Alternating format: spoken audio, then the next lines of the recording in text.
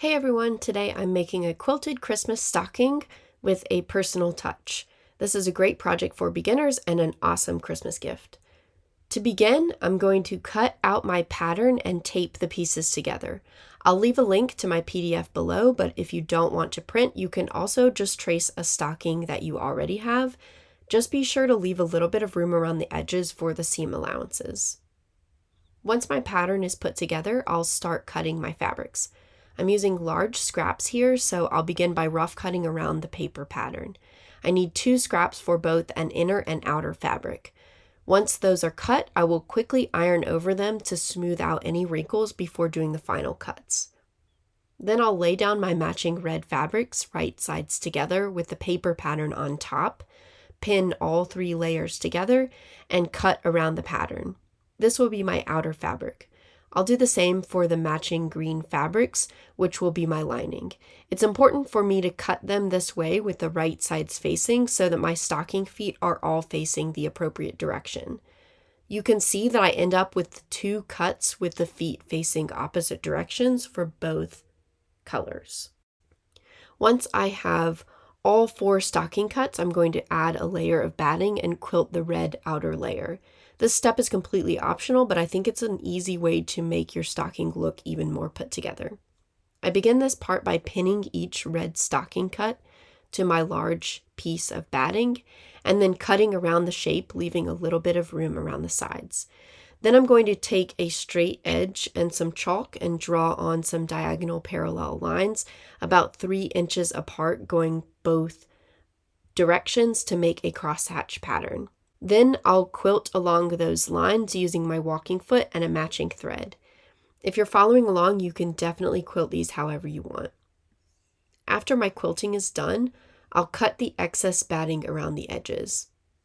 Next, I'm going to lay my lining cuts down on top of my quilted outer cuts with the right sides facing, and then I will stitch along the top with a 1/4 inch seam allowance. You'll notice that I'm just going to leave my walking foot on for the rest of the project. After these are sewn together, I'll press the seams open.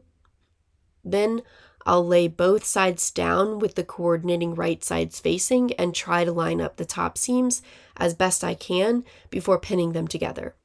After this, I'm going to sew all along the edges, leaving a gap in the lining fabrics that's at least a few inches wide, which I will use to turn the whole thing right side out. And I'm using a 3/8 inch seam allowance along the whole edge.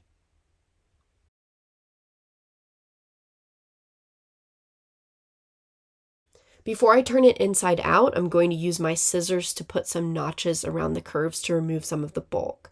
I'll do this for both the outer and inner layers, but I'm paying special attention to the outer layer since the batting can get really bulky. Once that's done, I'm ready to turn it inside out and lay it out flat. Then I'll quickly iron over the place where I left the gap, and then I'll stitch that together as close to the edge as possible. Next, I'll push the lining down into the stocking, and then I'm going to stitch around the top with a 1/4 inch seam allowance to make it look nice and finished and to keep all the layers held together. If you like your stocking like this, you can stop here, but if you'd like to hang it or personalize it, then the next 2 steps are optional.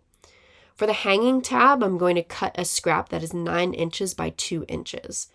Then with my iron, I'll fold it in half, press, unfold it, fold the outer edge to meet the pressed line in the middle, press, and then fold it in half again and press again. Then I'll take this folded strip and I'll stitch it together along the edge.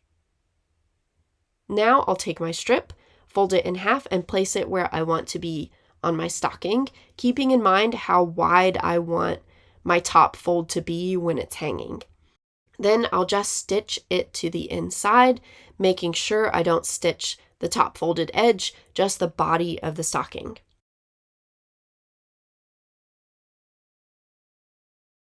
And then I have my hanger. Last, to personalize the stocking, all I'm going to do is add a coordinating ribbon, tie it around the hanger, and use some glitter glue to write a name on one of the ribbon pieces. And that's it. I think it turned out super cute and it's ready to be stuffed with goodies. Thanks for watching and happy holidays!